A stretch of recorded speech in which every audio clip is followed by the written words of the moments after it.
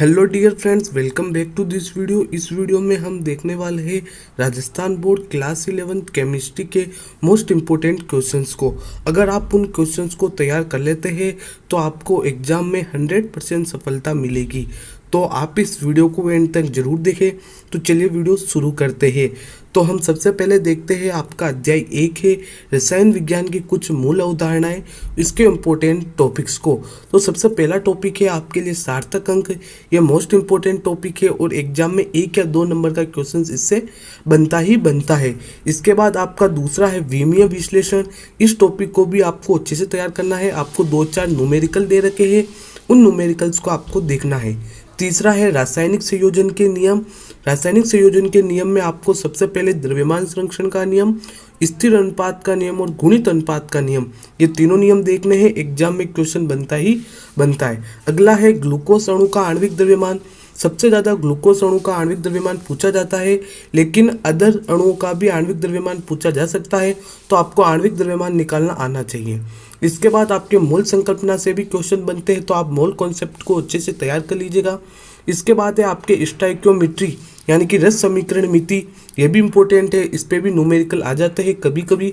इसके बाद अगला है सीमांत अभिकर्मक लिमिटिंग रिजेंट, ये भी इम्पोर्टेंट है। आपको एक रिएक्शन देगा और इसमें पूछ लेगा कि इसमें सीमांत अभिकर्मक बताइए या फिर उत्पाद की गणना करो।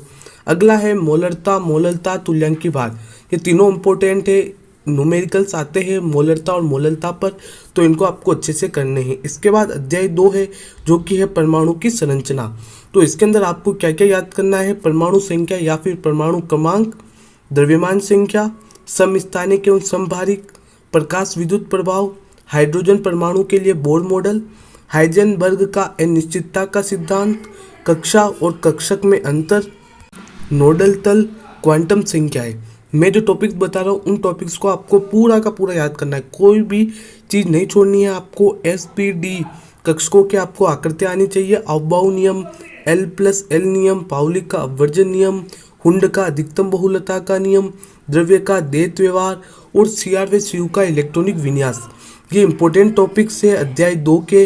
तो आप इनको अच्छे से याद कर लीजिएगा और क्वेश्चंस कैसे भी आए लेकिन इन टॉपिक से ही क्वेश्चन आएंगे। इसके बाद अध्याय 3 है जो कि है तत्वों का वर्गीकरण एवं गुणधर्मों में आवर्तिता। तो इसके अंदर आपको सबसे पहले पढ़ना है कि तत्वों का वर्गीकरण क्यों आवश्यक है, कि तत्वों को वर्गीकरण करने की आवश्यकता ही क्यों पड़ी। अगला है मेंडलीव की आवर्त सारणी की उपयोगिता व दोष, आधुनिक आवर्त नियम व आवर्त सारणी, 100 से अधिक परमाणु क्रमांक वाले तत्वों का नामकरण, SPDF ब्लॉक के तत्वों का सामान्य इलेक्ट्रॉनिक विन्यास, विकर्ण संबंध, सम इलेक्ट्रॉनिक स्पीसीज, आयनन एंथैल्पी, इलेक्ट्रॉन लब्धि एंथैल्पी और विद्युत ऋणात्मकता की परिभाषा, ये सारी चीज़ें आपको अध्याय 3 में से याद करनी है। और अध्याय 3 में जो आपकी पाठ्य पुस्तक के आगे जो प्रश्न दे रखे हैं उन प्रश्नों को आपको जरूर देखना है, क्योंकि इनसे भी एग्जाम में क्वेश्चंस बनते हैं। इसके बाद अध्याय 4 है रासायनिक आबंधन तथा आणविक संरचना। इसमें आपको सबसे पहले लुईस अष्टक नियम व उसका अपवाद पढ़ना है, फिर फॉर्मल आवेश O3 पर निकालना आना चाहिए, CO3 2 O3 और CO2 में अनुनाद की संरचनाएं आनी चाहिए, NH3 का द्विध्रुव आघूर्ण NF3 से अधिक होता है क्यों आपको बताना है, फिर SF4 SF6 PCl5 ClF3 की संरचना, संकरण, तीनों प्रकार पढ़ लेना संकरण के इम्पोर्टेंट है। अतिव्यापन भी पढ़ना है, सिग्मा व पाई बॉन्ड में अंतर और N2O2 का आणविक कक्षक आरेख। और फिर क्वेश्चन आंसर भी देखने हैं आपको, आपकी बुक के जो आपको दे रखे हैं क्वेश्चन आंसर वो भी देख लेना, और जो पाठ्य पुस्तक में दे रखे हैं पाठ्य पुस्तक के ही ज़्यादा देखना है, क्योंकि इनसे ही एग्जाम में आते हैं। और आपको पुस्तक के अंदर आपके जो पाठ होते हैं उसके साथ क्वेश्चन दे रखे हैं उनको भी आपको देख लेना है। फिर अध्याय 6 है जो कि उष्मागतिकी। तो इसमें सबसे पहले आपको निकाय के प्रकार, फिर उष्मागतिकी का शून्य तथा प्रथम नियम, बम कैलोरीमीटर, उत्क्रमणीय व अनुत्क्रमणीय प्रक्रम में अंतर, विस्तीर्ण एवं गहन गुण, उष्मागतिक प्रक्रम में किया गया कार्य या फिर मेयर संबंध मोस्ट इंपोर्टेंट है, मानक गलन एंथैल्पी, मानक दहन एंथैल्पी, मानक कणन एंथैल्पी, हेस का नियम इंपोर्टेंट है, स्वतः प्रवृत्तता, गिब्स ऊर्जा और बॉर्न हेबर चक्र। तो इनको आपको अच्छे से याद करना है। इसके बाद अध्याय 8 है जो कि ऑक्सीकरण तथा अपचयन अभिक्रिया है। तो इसमें सबसे पहले आपको ऑक्सीकरण अंक ज्ञात करना आना चाहिए, फिर स्टोक संकेतन, फिर असमानुपातन अभिक्रिया और सबसे मोस्ट इंपॉर्टेंट है अर्ध अभिक्रिया विधि द्वारा रासायनिक समीकरण का संतुलन। कौन सी भी समीकरण दे देगा आपको संतुलित करना आना चाहिए। फिर डेनियल सेल जो कि मोस्ट इंपॉर्टेंट है।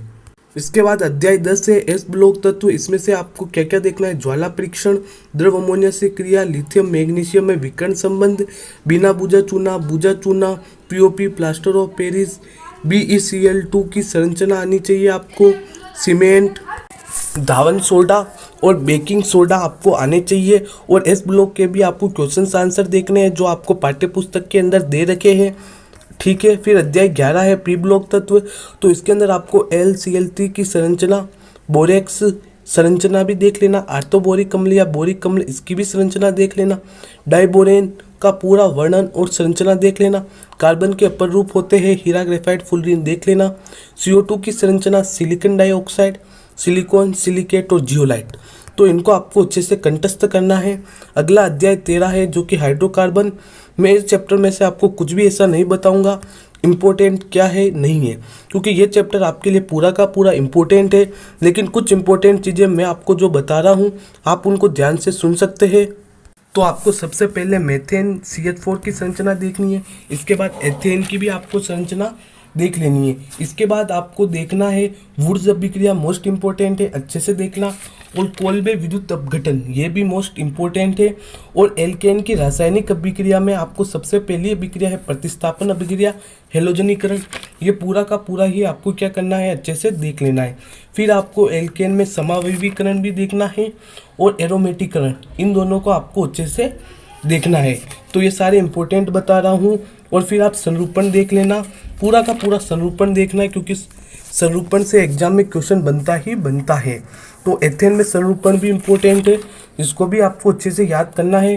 फिर मैं आपको एल्कीन में से कुछ इम्पोर्टेंट चीज़ें हैं वो बता देता हूँ। आपको जेटसेफ का नियम देखना है और आपको क्या क्या देखना है, हेलोजनीकरण देखना है और डाई हेलोजनीकरण, मार्कोनिकोव का नियम, एंटी मार्कोनिकोव का नियम मोस्ट इंपॉर्टेंट है, आएगा ही आएगा।